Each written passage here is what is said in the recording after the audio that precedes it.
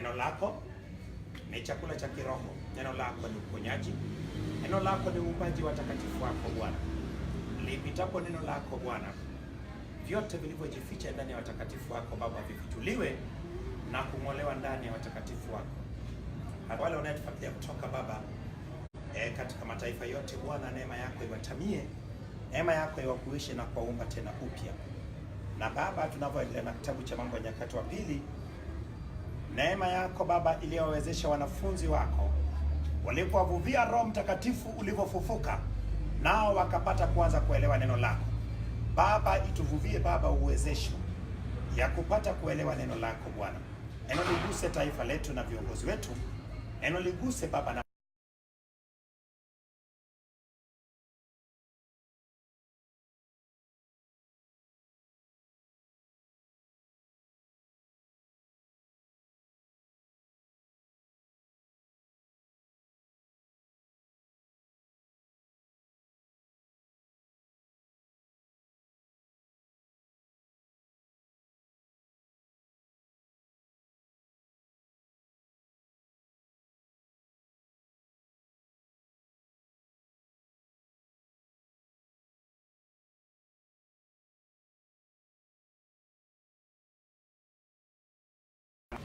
alipata pigo katika mguu wake, na lile pigo lilikuwa ni ukoma, na badala ya kutafuta msaada kutoka kwa Bwana akatafuta msaada kwa ganga, na hatimaye alimalizia vibaya.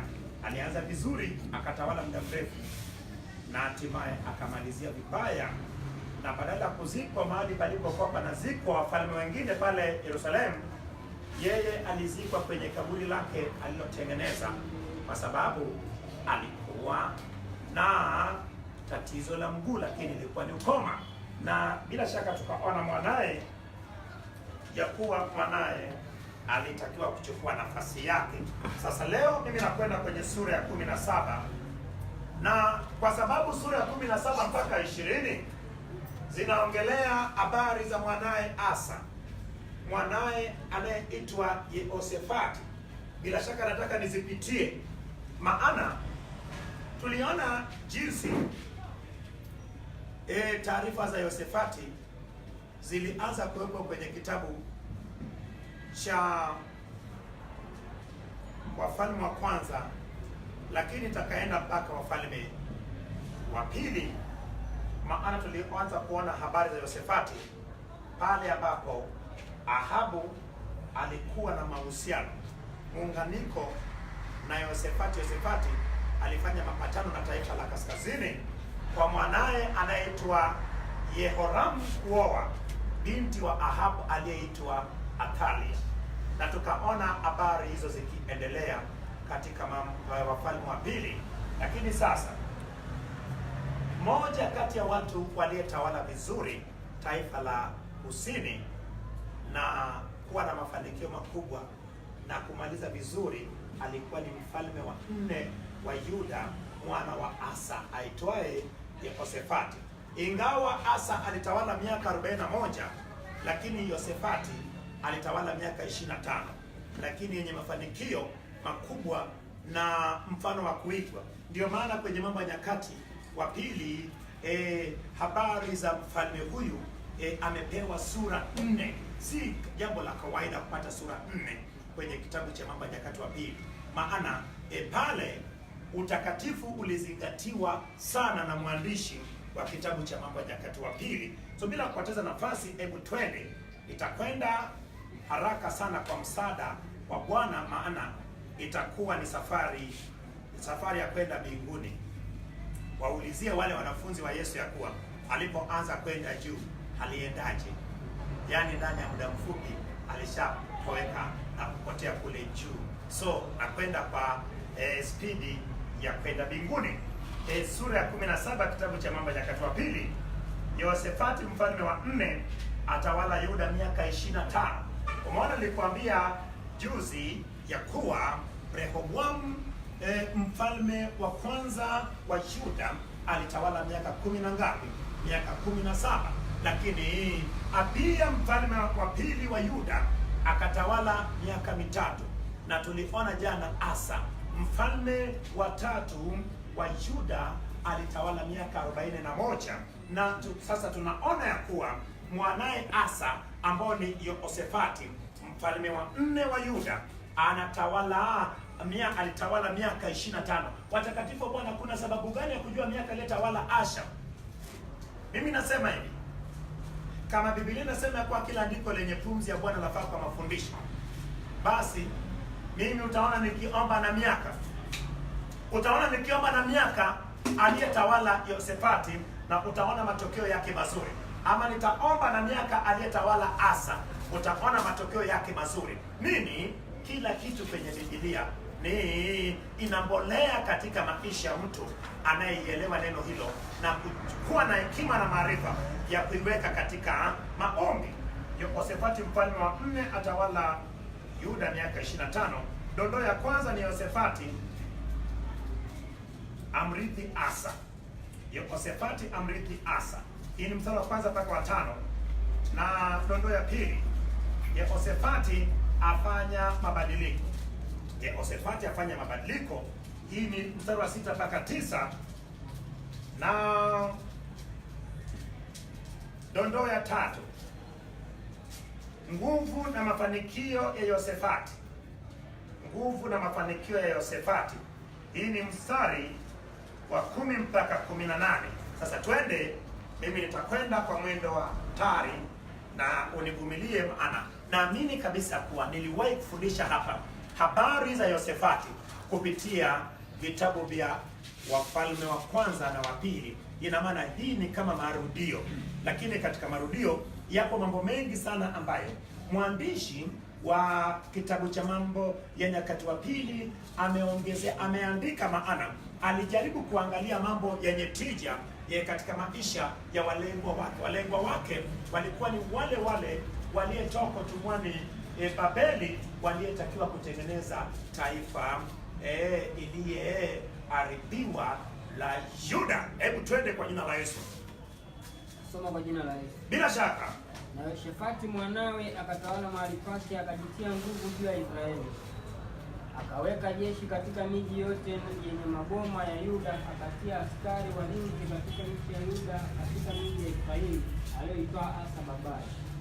Naye Bwana alikuwa pamoja na Yehoshafati, kwa kuwa alikwenda katika njia za kwanza za Daudi babaye. Umeona, Yehoshafati ina maana Bwana alikuwa pamoja naye, maana alikwenda kwenye njia za Daudi babaye. Umeona sasa, huyu ndio mfalme tunayeona anafananishwa na Daudi. Wafalme wengine wote 10 na ngapi na 9 utaona ya kuwa hawajafananishwa na nani? Hawatafananishwa na Daudi. Hata baba yake aliyetawala vizuri mwanzoni, Asa, wala hakulinganishwa na Daudi. Lakini umeona, yeye Bwana alikuwa pamoja naye, maana alitembea katika nyayo na nyendo za nani? Za Daudi baba yake. Daudi alikuwa ni mfano mzuri, kwa sababu Daudi alitembea na Bwana, hatimaye akamaliza vitu. Pamoja na tenda mabaya, wewe kutenda mabaya haina maana huruhusiwi kuomba msamaha. Unahitaji kuomba msamaha, maana Daudi aliomba msamaha, lakini moyo wa Daudi ulikuwa ni mkamilifu kuelekea kwa Bwana. Hakuwahi hata kugeuka kushoto ama kulia na kuelekea katika sanamu na miungu mingine. Hebu twende kwa jina la Yesu. Asiatafute Mabaali, lakini alimtafuta Mungu wa baba yake, akaenda katika amri zake, wala si katika matendo ya Israeli. Kwa hiyo Bwana akauthibitisha ufalme mkononi mwake Yehoshafati, akaletewa zawadi na Yuda wote, basi akawa na mali na heshima tele. Umeona eti huyu Bwana alipotembea katika nyendo za Daudi, kumbuka ya kuwa akampendeza Mungu, na kilichopata nini? Eti Bwana akafanya awe na upendeleo, alafu wale watu anayewatawala eti kila mmoja akaanza kumpelekea zawadi. Akapelekewa zawadi, eti zawadi alizopelekewa na mpaka watu kutoka kule Filisti wakamfanya mfalme Yehoshafati awe na mali kupitiliza. Kumbuka alirithi mali kutoka kwa utawala baba yake, lakini eti kuwa pamoja na Bwana, moja kwa moja Bwana akampa kibali zawadi zilizokuwa zinaletwa zikamfanya moja kwa moja mtu huyo akawa mkuu. Mungu akupe kibali na watu wakuletee zawadi kwa jina la Yesu. Amen. Mungu akupe kibali uingiapo na utokapo, kila unachohitaji Mungu akuletee kama zawadi kwa jina la Yesu. Amen. Iwe ni fedha ama ni vazi ama ni chochote unayohitaji kwenye maisha yako. Yawezekana ni mtaji, yawezekana ni pesa, lakini Bwana afanye wepesi ili upate kibali, na kutoka kaskazini, kusini, magharibi na mashariki watu waje kwako na wazilete kwa jina la Yesu. Amen. Hebu twende. Ukainuliwa moyo wake katika njia za Bwana, na zaidi ya haya akapaondoa mahali pa juu pa Maashera katika Yuda. Tena katika mwaka wa 3. Umeona sasa alichokifanya? Umeona moja kwa moja alitembea katika njia za nani? Njia za Bwana. Lakini kazi kubwa aliyefanya ni wafalme wachache walioondoa mahali pa juu. Baada yake aliyekuja kuondoa mahali pa juu alikuwa ni Yosia, lakini Yosia alikuwa ni mfalme wa 16 wa Yuda. Huyu ni mfalme wa 4. Umeona ya kuwa wachache walioweza kuondoa mahali pa juu. Mahali pa juu palikuwa ni nini? Kama unavyojua, tuliona Ibrahimu, Mungu alipomwambia ya kuwa achukue mwanaye wa ahadi. Alikuwa na watoto wengine sio ahadi, lakini mtoto wa ahadi alikuwa ni Isaka. Hii ni Mwanzo sura ya 22. Mungu anamwambia chukua mwanao unayempenda, ondoka naye nami nitakuonyesha mahali utakapokwenda kumtoa kama sadaka.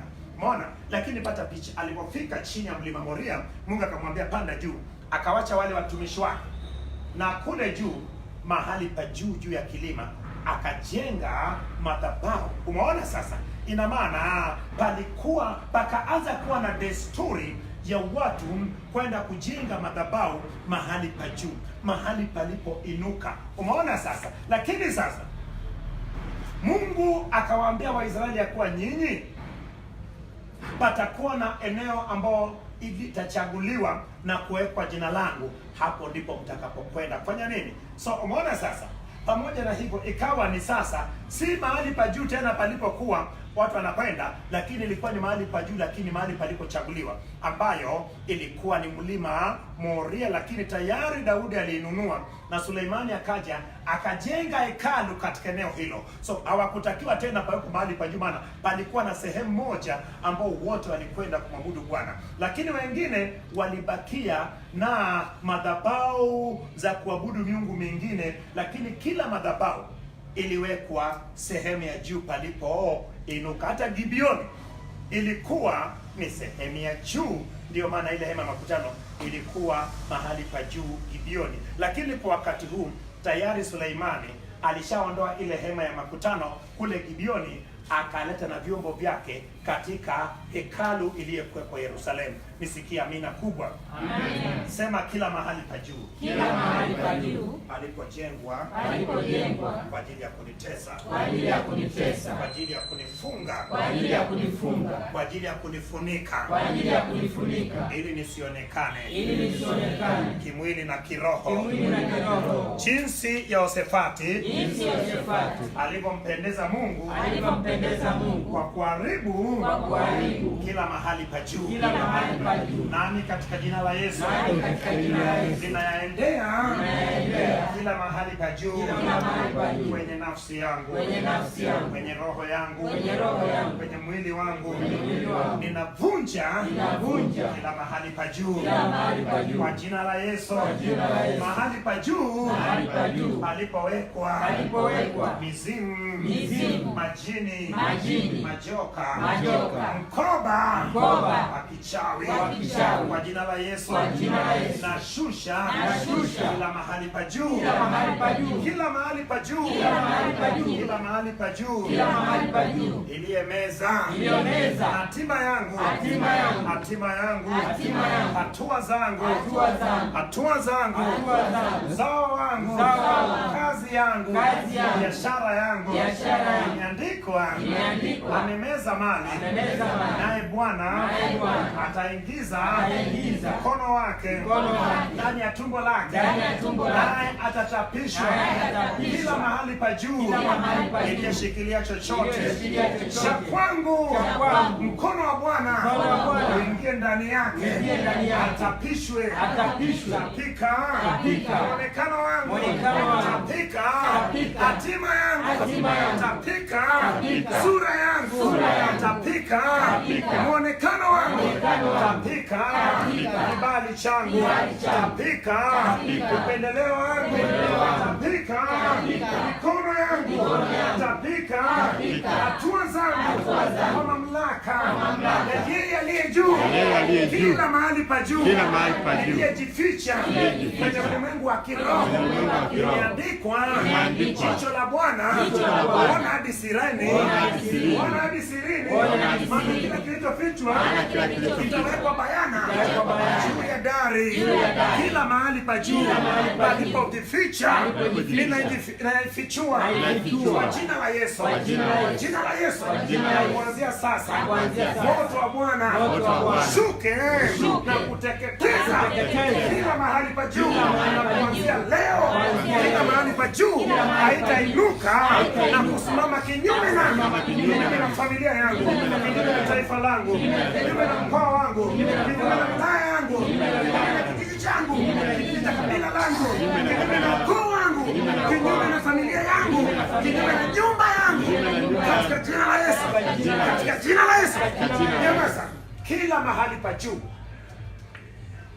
iliyesimama mahala popote, ama juu ya mti, ama juu ya mlima, ama katika bonde, ama katika mto, ama katika bahari, ama katika ziwa, ama chini ya mti, ama chini ya uvungu, ama ndani ya nyunga, ama ndani ya kihenge, kwa mamlaka ya jina la Yesu ninaamrisha kila mahala pa juu, kila mahala pa juu paliponuiziwa mabaya yanayekutesa, kwa mamlaka niliyepewa ya kusimama kama kuhani wa zamu siku ya leo, katika jina la yeye aliye juu, katika jina la Bwana. Naye Yosefati alijua neno la Bwana, alijua Torati, nami katika Torati ninafuatilia kila mahala pa juu. Mahala pa juu hapa kubomolewa kupitia Injili, palibomolewa kupitia Torati, nami nasimama kwa jina la Yesu, kwa jina la Yesu. Kila mahali pa juu, kila mahali pa juu ninailazimisha iachia kila kitu cha kwako, iachia hatua zako, iachie ngozi yako, iachie hatima yako, iachie muonekano wako, iachie mume wako, iachie watoto wako, iachie elimu ya watoto wako, iachie afya yako, iachie uti wa mgongo, iachie mifumo yote kwenye mwili wako. Na kuanzia sasa natamka kushuka na kuharibika kwa kila mahali pa juu ya maisha yako, na uwe hai katika jina la Yesu. Amen. Uwe hai katika jina la Yesu. Amen. Hebu twende kwa jina la Yesu. Tena katika mwaka wa 3 wa kutawala kwake akawatuma wakuu wake, yani Haili na Obadia na Zekaria, Nathanaeli na Mikaya, ili kufundisha mijini mwa Yuda. Na pamoja nao Walawi, yani Shemaya na Nethania na Zebadia na Asaheli na Shemiromothi na Yehonathani na Adonia na Tobia. Bila shaka hao wote pata picha kuwa huyu mfalme moja kwa moja alipotawala katika mwaka wake wa 3 akachagua maafisa ama maakida, akachagua na makuhani 2, akachagua na Walawi 8, moja kwa moja wapa kazi ya kupita kwenye taifa la Yuda, lakini lengo ni kufundisha Torati. Maakida wao walikuwa wanasimamia maeneo hayo na kuangalia kama ni kweli ni kweli wale makuhani 2 na Walawi wale 8 kama walikuwa wanafundisha Wayuda Torati. Maakida 5 kazi yao ilikuwa ni kusimamia nini? Kusimamia wale makuhani na Walawi wapate kufundisha watu Torati. Usione sisi wanaagizwa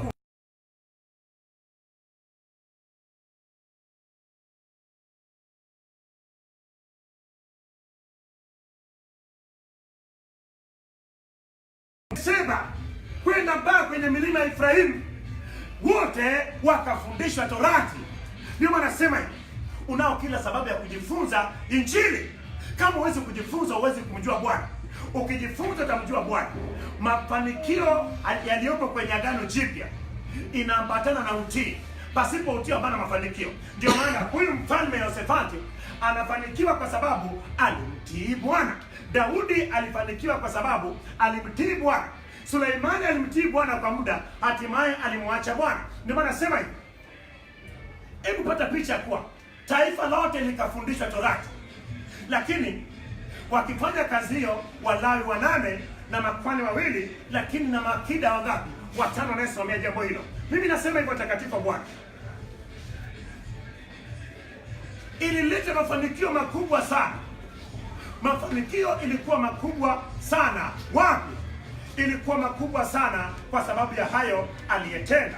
Nasema hivi, jifunze Biblia, jifunze neno la Mungu ili na wewe upate mafanikio. Without obedience there is no success unless you obey the Lord. Without you obeying the Lord, there is no way out you can succeed. I can't teach you that. I will bless you when you have done nothing. There is nothing for nothing. Hakuna baraka pasipo kutenda. Ndio maana baraka za Bwana zinaendana na utii. Anafundisha Wayuda wote nini? Jinsi ya kujua neno la Mungu. Umeona sasa? Hii ni sawa na Yesu aliposema, tafuteni kwanza ufalme wa Mungu na mengine yote mtazidishiwa. Ufalme wa Mungu, wakamuuliza nini na itakujaje? Akasema ufalme wa Mungu hautakuja kiasi kwamba mtaiona ile pale. Akasema ufalme wa Mungu ni katika neno. Neno la Mungu linapokaa ndani yako, ufalme wa Mungu unakaa ndani yako. Ufalme wa Mungu unapokaa ndani yako, bila shaka unaishi kutokana na mapenzi ya ufalme wa Mungu, na moja kwa moja ukimpendeza Mungu, baraka ni sehemu ya maisha yako. Twende kwa jina la Yesu. Na Tobiadonia Walawi, na pamoja nao Elishama na Yehoramu makuhani, wakafundisha katika Yuda wenye kitabu cha Torati ya Bwana kuzunguka katika miji yote ya Yuda. Wakafundisha kati ya watu.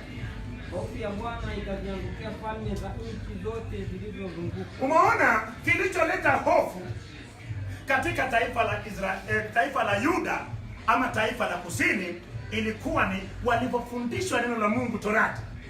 Hofu ikawaangukia na moja kwa moja wakawa na hofu ya Mungu.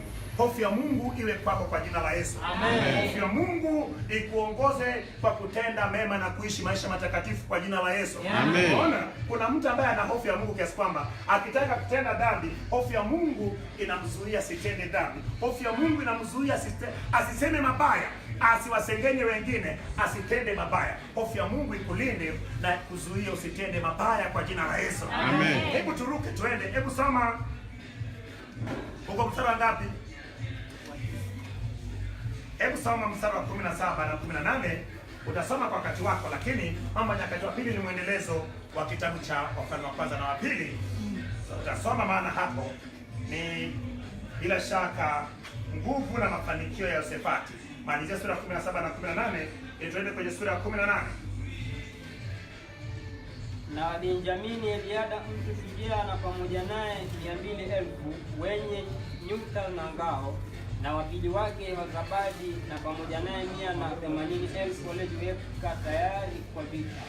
Hao ndio waliomngojea mfalme. Zaidi ya hao mfalme aliwaweka katika miji yenye magoma katika Yuda yote. Umeona? Ina maana huyu nani? Huyu Yehoshafati alirithi ufalme uliyefanya nini? Alirithi ufalme uliyefanikiwa. Umeona? Maboma yale, ina maana naye aliendelea kujenga miji yenye maboma na hatimaye akaweka silaha, akaweka walinzi watakatifu wa Bwana. Mafanikio ni kwa ajili ya kutenda mema. Mafanikio yako je, inasaidiaje wengine? Umeona, mafanikio ya taifa la Yuda haikuwa kwa ajili ya mfalme peke yake. Mafanikio ya huduma isiwe kwa ajili ya mchungaji tu. Mafanikio ya huduma iwe ni kwa ajili ya watu wote. Mafanikio ya taifa liwe la watu wote. Mafanikio ya mkoa iwe ni ya watu wote. Nini? Kila mtu aimege. Bwana Yesu asifiwe. Tunaona kabisa ya kuwa Yuda inakuwa na amani, Yuda inakuwa na ulinzi, maana miji yote ya maboma yaliwekewa ulinzi wa ziada kwa kuwekwa na silaha kule. Hebu tuende kwenye sura ya 18, bado tuko katika habari za huyu Yehoshafati. Mapatano kati ya Yehoshafati na Ahabu. Mapatano kati ya Yehoshafati na Ahabu. Yehoshafati umeanza sasa.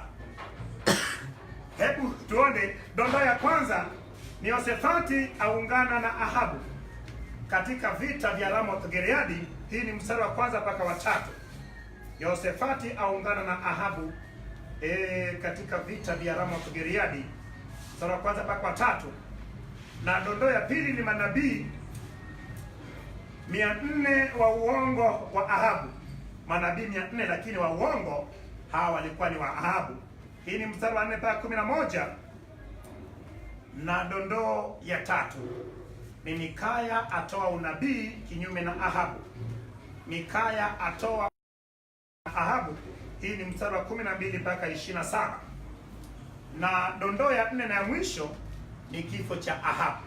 Watakatifu wa Bwana, hii sura ya 18 kitabu cha Mambo ya Nyakati wa Pili ni fotokopi ya kitabu cha Wafalme wa Kwanza sura ya 22.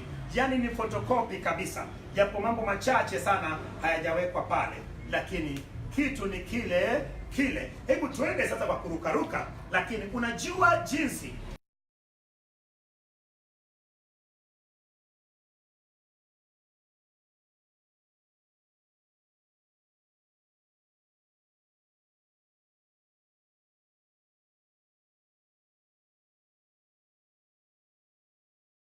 umeona hapa wanakutana watu wawili, mfalme wa taifa la kusini ama Yuda na mfalme wa taifa la kaskazini ama Israeli. Mfalme wa kaskazini ama Israeli alikuwa ni Ahabu.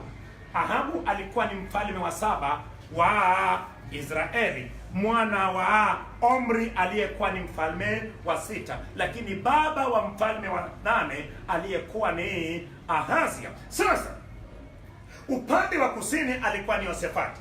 Yehoshafati alimtumainia Bwana, lakini Ahabu mke wake alimgeuza moyo, akawatumainia miungu ya Sidoni. Alimtumainia Bali na Ashera. Lakini kumbuka ya kuwa tayari wanafanya mapatano. Shida ni nini? Nataka usikilize kilicholeta shida, alafu uwe makini sana. Kinacholeta shida ni mafanikio. Kwenye Biblia kila aliyekuwa na mafanikio, wachache sana waliyebaki katika mapenzi ya Mungu. Lakini wengi waliyepata mafanikio walianza baada ya Yehoshafati kupata mafanikio na kuona kweli ana kila kitu, moja kwa moja aliamua sasa afanye nini? Afanye mapatano na taifa la kaskazini waliyekuwa kinyume na Mungu. Lakini lengo ni nini? Ilikuwa ni kujaribu kuzuia hatari ambayo ingetokea katika ndugu zao, ambao ndugu zao wangeweza kuwavamia. Hebu twende uone ya kuwa shida ilitokea wapi. Basi Yehoshafati alikuwa na mali na heshima tele. Yehoshafati alikuwa na nini? Alikuwa na mali na heshima nini? Aha. Umeshakuwa na mali, moja kwa moja heshima inatokea. Wanaanza kukuita sasa, sio kijana, wanakuita mzee. Ukipita mahali wanakupa shikamoo mzee. Unazipokea hizo shikamoo, unastahili kupewa shikamoo. Umeona? Shida ni akatajirika, akapata heshima. Hii ndio shida ilipoanzia. Watakatifu wa Bwana, unapoendelea na maisha yako, unapopata hela chache na unakuwa na hela si nyingi, hata hofu una. Lakini siku unapopata utajiri, hata usiku ulali upate usingizi, unasema tafaniwa saa ngapi? Unaanza kutafuta sijui basola, unaanza kutafuta sijui ulinzi. Lakini mbona ulipokuwa huna mambo mengi hayo mazuri, ulikuwa unatembea katikati ya watu? Aha! Mafanikio ni funguo ya kutoa watu kwa Mungu. Ndiyo. Usipokuwa makini, mafanikio itakufanya uweze kusoma Biblia. You won't have time to read the word of God, not to meditate the word of God. But when you don't have everything in plenty, you can spare your time to read the word of God. Nasema hivi, najua watu ambao kabla hawajaajiriwa kazini na kufanya biashara na kuwa na hela, tulikuwa tunasota nao kwenye mchanga tukijifunza Biblia. Walipoanza kupata mafanikio ya kila siku, hapo ndipo walipoacha kusoma Biblia. Hapo ndipo walipoacha kwenda kanisani. Wewe utakapopata fedha, je, utakuja kanisani? Wewe utakapopata fedha utakuja kanisani? Utakapoolewa wewe utakuja kanisani? Hautamrostia mapochopocho mume wako. Mimi mchungaji siji kanisani Jumapili bwana, niko busy. Wewe mbona ulikuwa unakuja kanisani? Kwani yeye haendi kanisani? Hebu twende. Tena akafanya ujamaa na Ahabu. Umesikia? Pana mahusiano gani kati ya nuru na giza? Mahusiano gani kati ya wenye haki na Beliali? Pana mahusiano gani kati ya watoto wa Mungu na watoto wa Shetani? Lakini kumbuka, haya yalitokana na mafanikio aliyepata huyu mfalme. Na tumeona sana mafanikio ya wafalme ikiwatoa katika uwepo wa Mungu. Mafanikio ya Mungu chunga sana. Mafanikio yanatoka kwa Mungu yasikufanye uende kinyume na Mungu, bali mafanikio yanatoka kwa Mungu ikupe nafasi wewe na mafanikio mtukuze Bwana kwa jina la Yesu. Amen. Hebu twende. Hata baada ya miaka kadha wa kadha akamshukia Ahabu huko Samaria. Ahabu akamchinjia kondoo na ng'ombe tele, yeye na watu waliokuwa pamoja naye. Akamshawishi ili apande pamoja naye waende Ramoth Gileadi. Ahabu mfalme wa Israeli akamwambia Yehoshafati mfalme wa Yuda, je, utakwenda nami mpaka Ramoth Gileadi? Akamjibu, mimi ni kama wewe na watu wangu ni kama watu wako. Je, ilikuwa kweli Wayuda walikuwa kama Waisraeli? Wayuda walikuwa na hekalu pale Yerusalemu ya kumwabudu Mungu. Waisraeli walikuwa na ndama aliyewekwa Betheli na wapi? Na Dani. Walikuwa sawa? Hawakuwa sawa. Lakini umeona sasa, hii ndio shida. Usiite kijiko si kijiko. Hakuna uongo utakayegeuka na kuwa ukweli. Hakuna ukweli utakayegeuka na kuwa ni uongo. Wala hakuna uongo nusu wala ukweli nusu. Uongo utabakia kuwa uongo, ukweli utabakia kuwa ukweli. Umeona, Yehoshafati anajaribu kufanya nini? Anajaribu kuwa simu ya kuwa eti watu wake ni watu wa Ahabu. Hakuna kitu kama hicho. Hebu twende. Naomba uruke usome.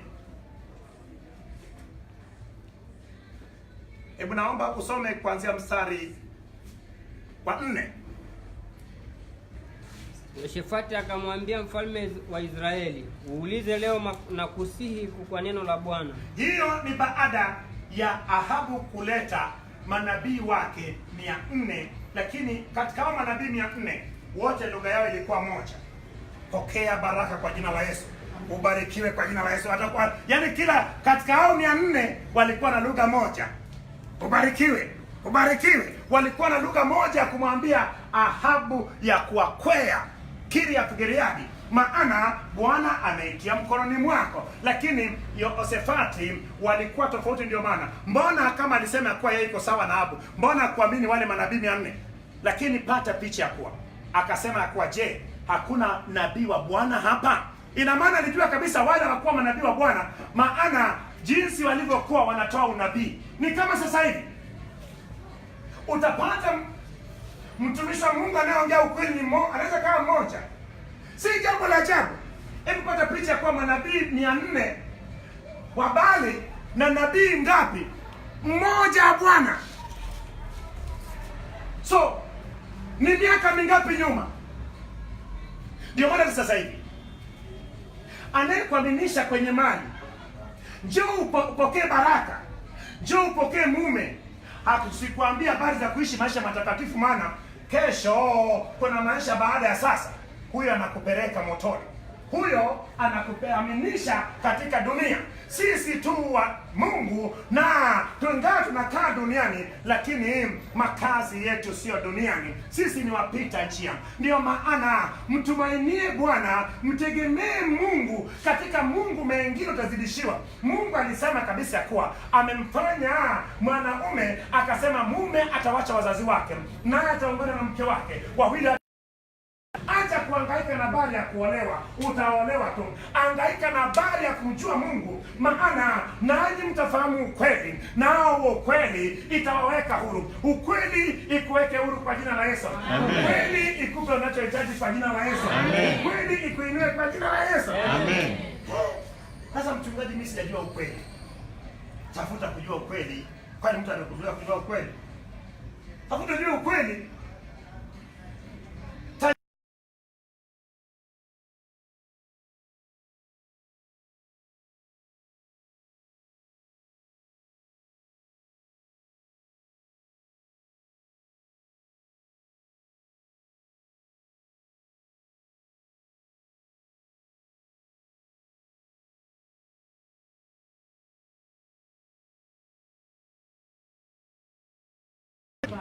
Ni pana na wengi wanafanya nini? Wanaiendea.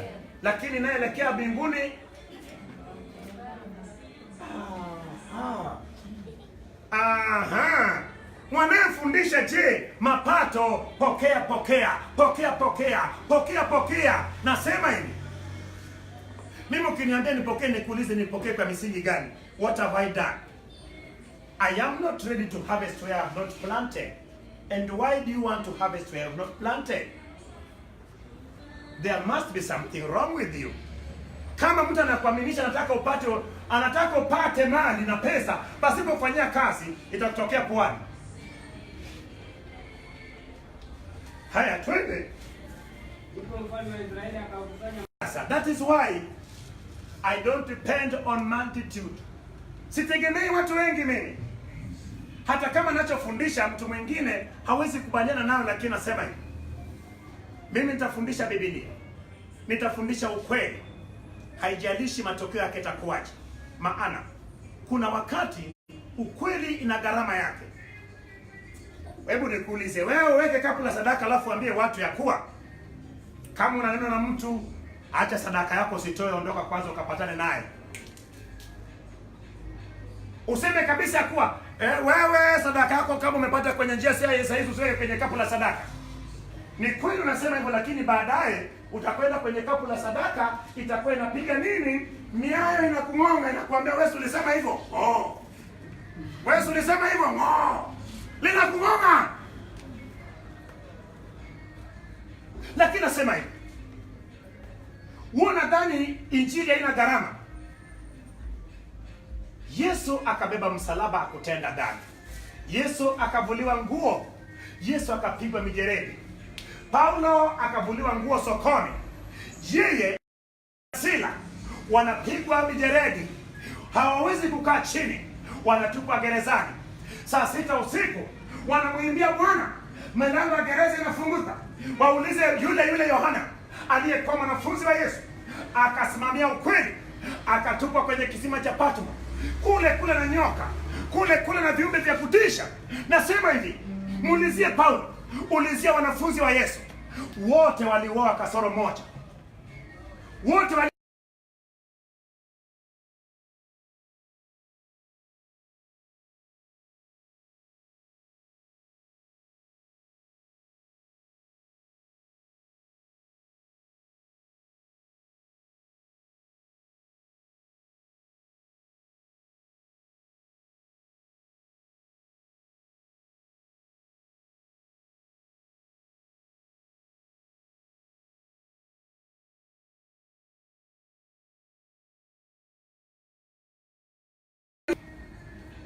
wewe, hebu twende.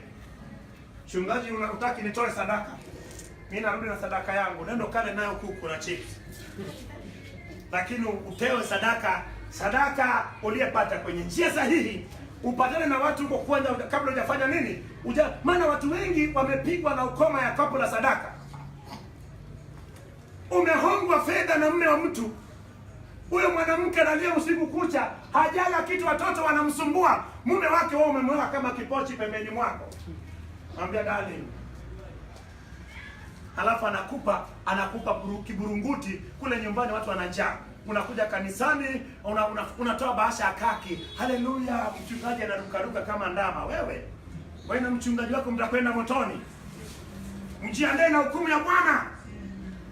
Hebu twende. Lakini Yehoshafati akasema, je, hayupo hapa nabii wa Bwana tena ili kumuulize yeye? Mfalme wa Israeli akamwambia Yehoshafati, yupo mtu mmoja ambaye tungeweza kumuuliza Bwana kwa yeye, lakini namchukia kwa sababu anibashirii mema kamwe. Bila hata wewe utakaposimamia ukweli watakuchukia.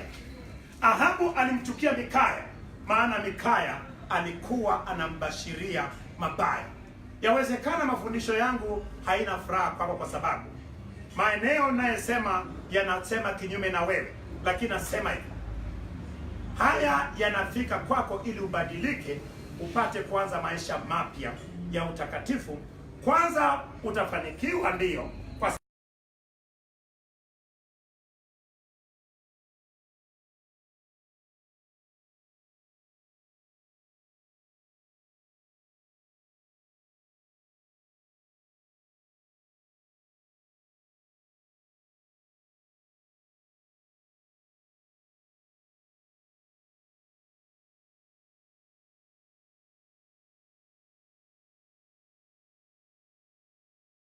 Ambia Bwana mimi kama Bwana atakavyoniambia. Lakini Mikaya alipofika pale akasema kwa kumkejeli. Akamuuliza Mikaya, ni kweli? Akamwambia kweli, atakutia mkono wako. Lakini lugha aliyesema moja kwa moja hapa akasema kuwa nikwapishe mara ngapi niambie ukweli? Akamwambia kuwa naliona Bwana ameketi kwenye kiti chake cha enzi. Kisha akauliza, ni mtume nani aende akamdanganye Ahabu akwee Ramoth Gileadi ili apate kuuawa? Moja kwa moja Mikaya akasema ya kuwa malaika huyu akasema hiki huku hivi, lakini pepo likajitokeza akasema kabisa nitakwenda mimi. Watakatifu wa Bwana, kwa nini pepo atujitokeze katika maono ya Mikaya na aone mbinguni? Kwa sasa hivi malaika wanaweza wako mbinguni, lakini mapepo, malaika wa giza pia wanaweza kukua access mpaka mbinguni. Lakini siku zinakuja ambayo malaika hawa hawatakuwa na uwezo wa kwenda mbinguni, malaika wa giza hawa. Ndio maana sasa hivi anayekustaki mbinguni si malaika, anayekustaki mbinguni si malaika wa nuruni, ni malaika wa gizani. Ndio maana shetani yeye ni angurumaye kama simba akitafuta mtu mmoja, yeye ni mstaki wa ndugu zetu. Ndio maana kipindi cha kwanza cha dhiki kuu baada ya kuisha, ina maana katikati ya miaka 7 ambayo ni miaka 3.5 katika kipindi cha dhiki kuu, ina maana atatupwa chini yule joka na ufalme na utawala wake, na hakuna tena kuweza shetani kwenda mbinguni. Lakini ukisoma hata kitabu cha Ayubu sura ile ya kwanza mstari wa 5 na sura ya pili mstari wa 3, unaona kabisa kuwa wana wa Mungu alikwenda kujihudhurisha mbele za Bwana. Shetani naye akafanya nini? Akaenda na yeye pia akachapa lapa akafika huko. So kinachofanyika, bila shaka shetani alienda kumdanganya Ahabu. Hatimaye Ahabu alimchukua Mikaya na kumtia gerezani, lakini Mikaya aliambia watu ya kuwa kama Ahabu akirudi salama, basi Bwana hajaongea na yeye. Na kweli Ahabu alifanya mbinu zake za uongo badala ya kubadilika. Ahabu angeomba toba pale. Mungu ni wa rehema.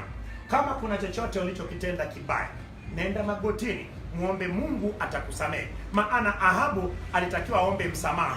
Bwana ni wa rehema. Kwani Ahabu hakuwahi kuomba msamaha? Alikuja kuomba msamaha, lakini pia aliwahi kuomba msamaha na Bwana akamsamehe. Sura ya 20 ukisoma Wafalme wa kwanza unaona kabisa akiomba msamaha nani? Ahabu, na Bwana akimsamehe. Lakini hatimaye alitaka sasa ya kuwa mfalme wa Yuda ndio auawe. Akamwambia Bwana, wewe vaa nguo zako za kifalme, mimi navaa kama wanajeshi wa kawaida. Lakini alipokimbizwa Yehoshafati alilia sana na Mungu akamsaidia. Mungu akusaidie na kukuokoa na mabaya kwa jina la Yesu. Amen. Mungu akusaidie na kuokoa na magonjwa yaliyotesa maisha yako kwa jina la Yesu. Amen. Hebu soma sura ya 28 Epafra. Tuone kifo cha Ahabu. Kabla sijaenda kwenye sura ya 19, nataka niende sura ya 20. Taarifa hizi zinajulikana na unayo kitabu chako cha Wafalme wa kwanza na wa pili, sura ya 20, kwanza sura ya 17, kitabu cha Wafalme wa kwanza inaongelea utawala wa Ahabu. Hebu soma mstari wa 28. Kifo cha Ahabu. Basi mfalme wa Israeli Yehoshafati na mfalme wa Yuda wakakwea mpaka Ramoth-Gileadi. Mfalme wa Israeli akamwambia Yehoshafati, nitajibadilisha na kuingia vitani, lakini wewe uvae mavazi yako. Bila shaka umeona hayo ni yale niliyosema. Kwa wakati wako utapata kusoma sura ya 19. Ni nabii Yehu amkemea Yehoshafati. Yehu alikuwa ni mwana wa Hanani. Hanani ndio yule nabii aliyemkemea Asa, tuliona kwenye sura zilizotangulia. Nabii Yehu amkemea Yehoshafati. Ndoto ya kwanza ni Yehu aenda kukutana na Yehoshafati. Yehu aenda kukutana na Yehoshafati, hii mstari wa kwanza mpaka wa 3. Na ndoto ya pili ni mabadiliko mengine aliyafanya Yehoshafati katika Yuda. Mabadiliko mengine aliyafanya Yehoshafati katika Yuda, hii ni mstari wa 4 mpaka 11.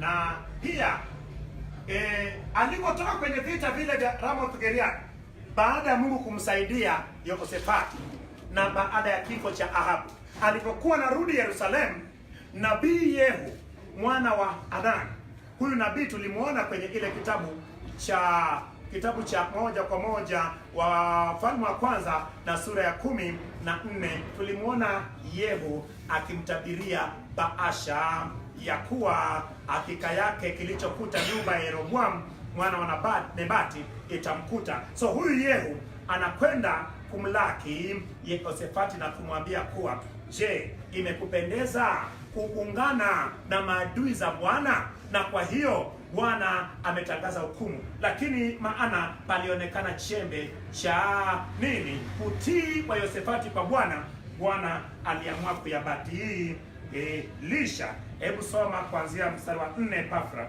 ina mstari 11 ili niende kwenye sura ya 19. Na Yehoshafati akakaa Yerusalemu, akatoka tena kwenda kati ya watu toka Beersheba mpaka mlima ya Efraimu, akawarudisha kwa Bwana Mungu wa baba zao. Umeona sasa kila alichofanya kwenye ile sura ya 17 ya kutuma watu kwenda kuwafundisha katika taifa lote la Yuda, anakwenda tena akipita kwenda kufanya nini? Kuwarudisha kwa Bwana, kuwapatanisha watakatifu wa Bwana. Siku zote Mungu ni wa rehema. Ndio maana haijalishi ya kuwa dhambi zako ni nyekundu namna gani, zitakuwa nyeupe kama theluji. Ndio maana kinachokuwa ni kwa unyofu wa moyo, nenda mbele za magoti na imimine moyo wako mbele za Bwana. Mwambie Bwana ya kuwa, Bwana, nimekutenda mabaya, nimekosa kabisa, sistahili kusimama mbele zako. Bwana atakusamehe, Bwana atafuta dhambi zako. Maana huyu Bwana akawarudisha Wayuda kwa Bwana na hatimaye Bwana akamfanikisha. Utamalizia mpaka mstari wa 11 na sura ya 20. Wa Moabu na wa Amoni.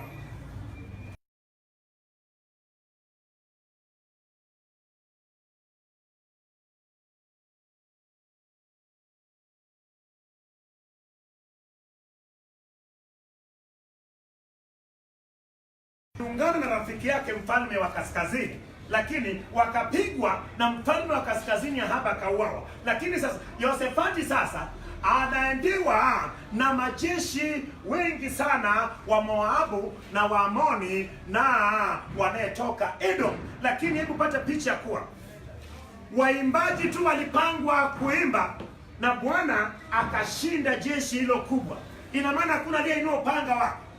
Lakini Yehoshafati kwanza alipovamiwa akatangaza mfungo katika taifa lote ya Yuda. Sema mambo mengine hayawezekani. Mambo mengine hayawezekani. Mpaka kwa kufunga na kuomba. Nione mtu ambaye mambo yake akigoma huwa anafunga na kuomba. Mambo akigoma huwa anafunga na kuomba. Wewe Margaret kweli.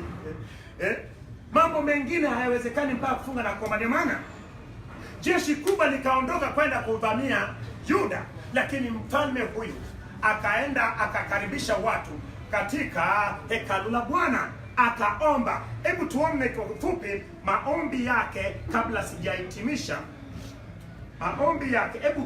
Hebu dondoo ya kwanza ni Waamoni na Wamoabu wavamia taifa la Yuda. Hii ni mstari wa kwanza mpaka wa pili. Alafu dondoo ya pili ni Yosefati amuomba Bwana kwa ajili ya msaada. Amuomba Bwana kwa ajili ya msaada. Hii ni mstari wa 3 mpaka 12. Mstari wa dondoo ya 3 ni Bwana aahidi ushindi kupitia Yahazieli. Hii ni mstari wa 13 mpaka 20. Na dondoo ya 4 ni Bwana atimiza ahadi yake.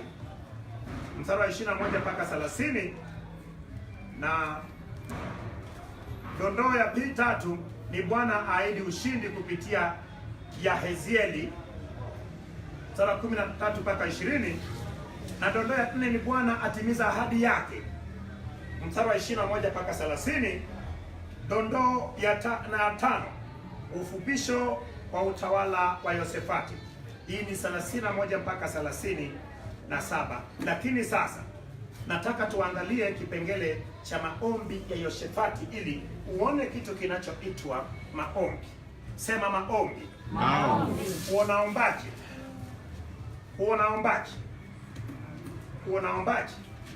Hebu naomba usome maombi haya kuanzia mstari wa 3 mpaka 12. Naomba uwe makini usikilize. Mimi nitasubiri asome amalize, alafu nikuonyeshe mambo machache katika maombi hayo. Nimeigawanya uone alichokifanya.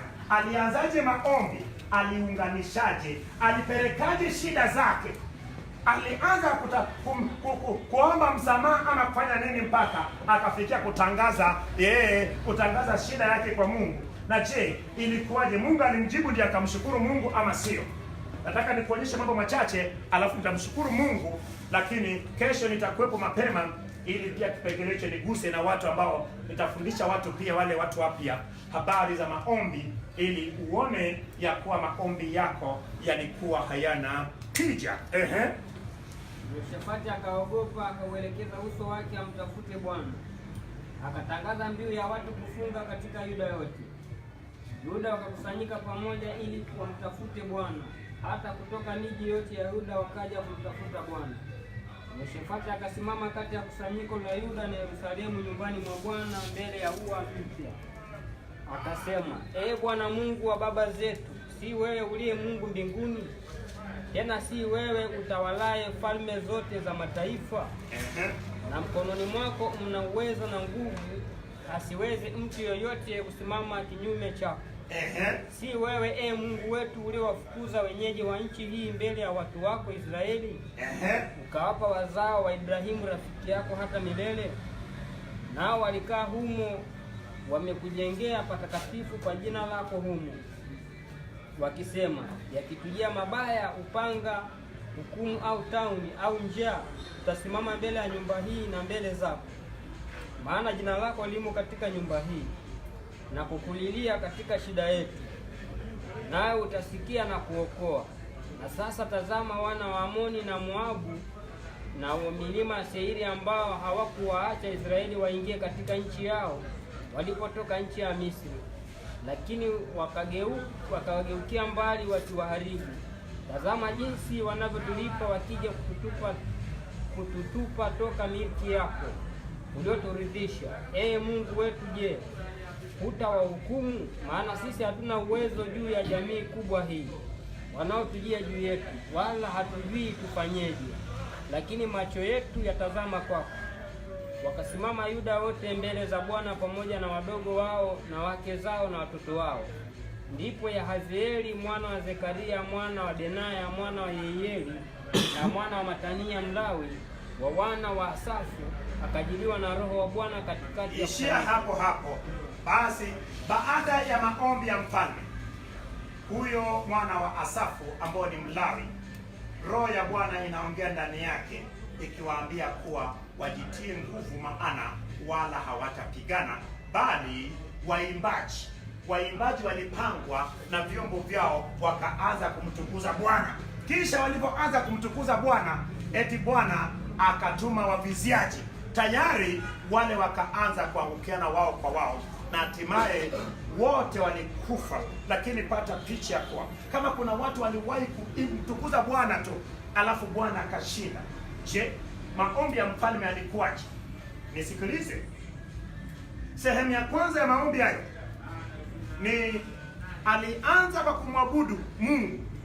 Ameanza kwa kumwabudu Mungu, akamwabudu Mungu. Maana mfalme akaanza kwa kumwabudu Mungu. Ya pili,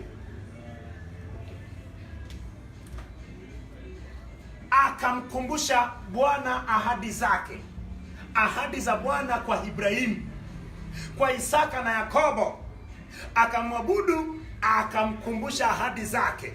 Je, unapoanza unamwabudu Bwana, ama unapoanza unavaa sura ya mbuzi unaanza kuwatoboa tumbo, ama unavaa sura ya simba unaanza kwa parura?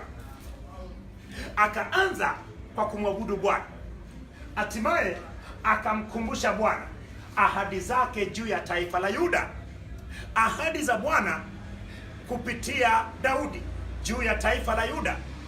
Alitakiwa aje atokee Masihi. Huyu mfalme anamkumbusha Bwana mambo hayo. Kilichofuata ni nini? Hapo ndipo sasa akapeleka matatizo ya haja ya moyo wake na moyo wa wale anayewatawala. Akapeleka haja ya moyo wake ambayo ilikuwa ni jeshi kubwa iliyewatokea. Amina, mtakatifu wa Bwana. Amen. Amen.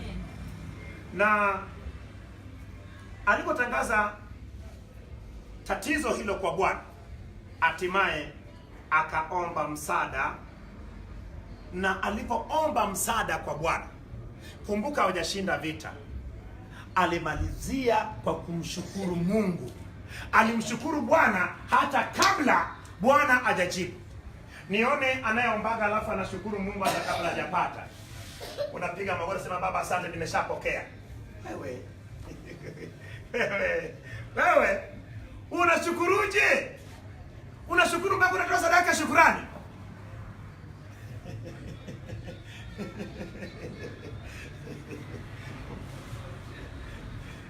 Yeye aliposhukuru alikwenda kutoa na sadaka ya shukrani. Na hatimaye hebu soma sura ya mstari wa 21, mtu mmoja aone kabla sijamaliza. Bila shaka tulishaona taarifa hiyo.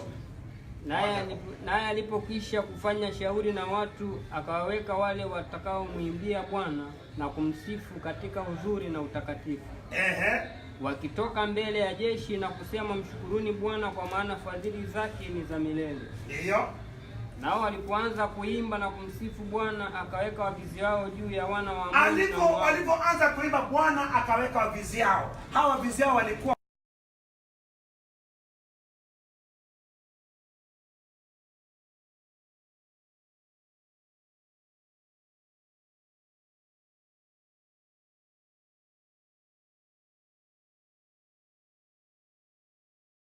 katika wale wanayekuja kupoteza kwenye ndoto kwa jina la Yesu. Amen. Wale wanayekusubiria ili wakuangamize, Bwana aweke waoteaji na waviziaji kwao kwa jina la Yesu. Amen. Na wana wa Amoni na Moabu na wa milima Seiri waliokuja juu ya Yuda, nao wakapigwa, kwani wana wa Amoni na wa Moabu waliowaondokea wenyeji wa milima Seiri kuwaulia mbali na kuwaharibu. Nao walipokwisha kuwakomesha hao wakao Seiri, wakajitia kuharibu kila mtu mwenziwe. Hata Yuda walipofika mnara wa kulindia, umeona, waviziaji wakawavamia, lakini wao kwa wao kila mmoja akaelekea mwenzie, wao kwa wao wakaangamizana.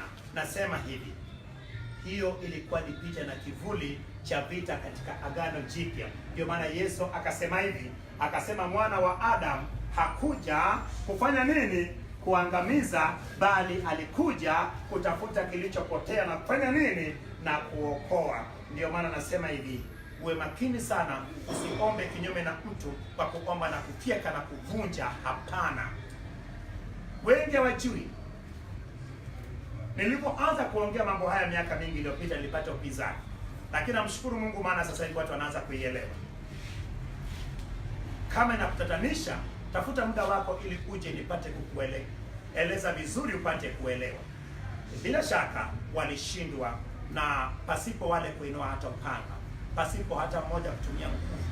Kuanzia leo Bwana apigane vita vyako, wala usitumie hata nguvu yako, kwa jina la Yesu. Amen. Bwana aende mbele zako na wakabili wabaya wote kwa jina la Yesu. Amen. Unyamaze kimya, naye Bwana apigane vita kwa ajili yako kwa jina la Yesu. Amen. Hebu soma mstari wa 31 nikifikia mwisho. Yehoshafati akatawala juu ya Yuda. Alikuwa na umri wa miaka 35 alipoanza kutawala.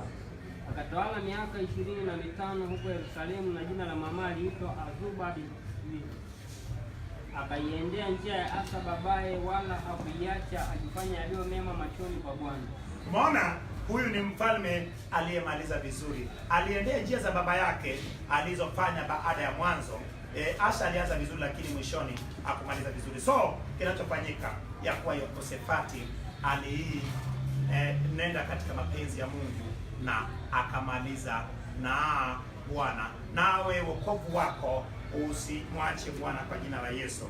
Katika wokovu wako Bwana akusaidie uende pamoja naye kwa jina la Yesu. Amen. Lakini mahali pa juu hapakuondolewa, wala mioyo ya watu bado haijakazwa kwa Mungu wa baba zao. Ina maana ndani ya watu palikuwa na mahali pa juu, lakini mahali pa juu palipojulikana kitaifa, bila shaka tuliona ya kuwa Yehoshafati aliondoa, lakini mahali pa juu ya watu tu binafsi ya kuondolewa, na mioyo ya watu iliendelea kuwa migumu. Maana kumbuka ya kuwa mioyo yao kuwa migumu katika mfalme wa 20 kutawala, ambao ni Matani ama Zedekia, walipata kupelekwa utumwani Babeli. Na kumbuka ya kuwa ndio hawa kitabu hichi kimeandikiwa waliyetoka Babeli. Bwana Yesu asifiwe. Lakini tunaona ya kuwa Yehoshafati alianza kutawala akiwa na miaka 35, akatawala miaka 25. Ina maana alikufa akiwa na miaka 60. Suleimani alikufa akiwa na miaka 60. Daudi alikufa akiwa na miaka mingapi? 70. Asha, Habia. So utanifanyia kazi ya kutafuta walikufa na umri gani, maana utaangalia alianza kutawala akiwa na miaka mingapi, alitawala miaka mingapi, utajumlisha. Kabla sijamshukuru Bwana, nani mwenye swali? You can go through it. Uende kwenye kitabu cha Wafalme wa Pili, lakini pia bila shaka patakuwepo na pamphlet ya kitabu cha Mambo ya Nyakati wa Pili. Kama kuna sehemu imepiga chenga utakikuta kule, na hiyo ndiyo habari ya Yehoshafati. Huyo ni mfalme wa 4 aliyetawala miaka 25, na akiendea njia za Daudi baba yake, na akianza vizuri na akimalizia vizuri. Nawe ulivyoanza vizuri, Mungu akuwezeshe umalize vizuri kwa jina la Yesu. Amen. Na ni mwenye swali kabla sijamshukuru Bwana? Mimi nataka nimshukuru tu Bwana kwa ajili yako.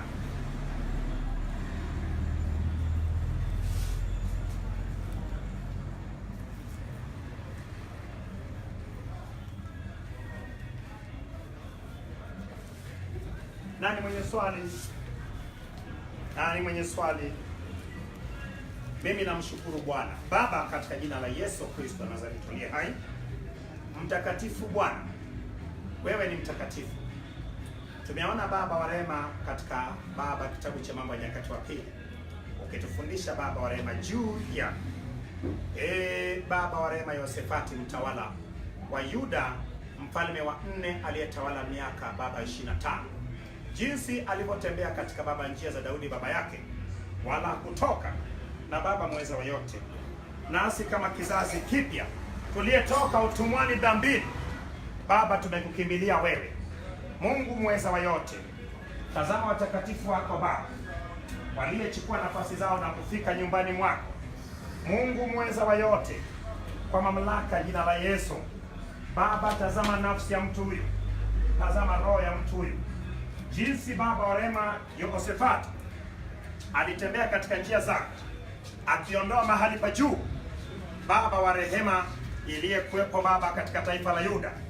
Nami Baba wa rehema, wapo waliyelazwa kwenye mahali pa juu, mahali pa juu Baba wa rehema, ya ukoo, ya familia, Baba wa rehema, kichawi Baba, katika kijini kwao, kwa mamlaka ya jina la Yesu, ninatoa Baba nafsi yake, roho na mwili.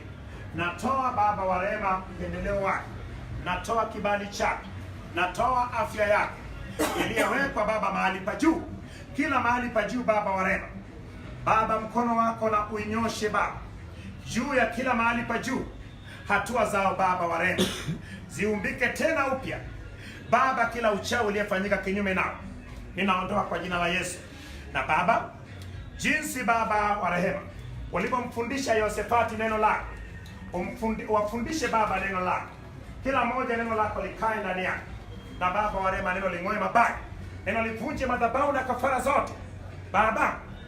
Kila moja aliyefika katika eneo hili akiwa na Baba tatizo inayesumbua moyo wake, Baba wa rehema, na ng'oa tatizo hilo kwa jina la Yesu. Baba, anafunga roho zote chafu na kuzitoa ndani ya watakatifu wako, na kila moja anamrudisha katika asili ya uumbaji.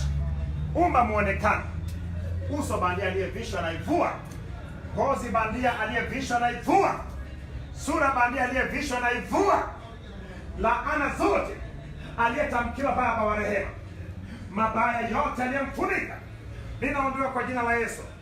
Na Baba, kila moja arudi kwenye asili yake Baba, wale vyakula vyao na kushiba, wakinywa maji na kiu kukata, lale na kupata usingizi mzuri, na jina lako litukuzwe Bwana. Kila moja Baba neno lako limtanie, na jinsi Baba huyu mfalme wa 4 wa Yuda aliyetawala miaka 25 Baba akatawala vizuri, na Baba akifananishwa Baba wa rehema na baba yake ambao ni Daudi, Baba mweza wa yote, na hawa pia Baba wafananishwe na Baba uzao wa Daudi Masihi, Yesu Kristo, maana si wao wanaishi bali Kristo aishi ndani yao. Baba, awawezeshe waishi maisha matakatifu Baba wa rehema, wafanikiwe na kushinda mabaya, washinde dhambi Baba kama Yesu Kristo alivyoshinda. Maana Baba Yehoshafati akatembea kwenye njia ya Daudi, nao Baba wa rehema atembee katika njia za Yesu. Asante Mungu mweza wa yote, maana wewe ni mtakatifu, mtakatifu, mtakatifu. Na Baba anatangaza ukombozi katika jina la Yesu Kristo, naomba na wote tuseme amen. Amen. Pigia Bwana makofi makubwa. Ninaamini ya kuwa utaona mabadiliko kwako, kwa sababu hizo sura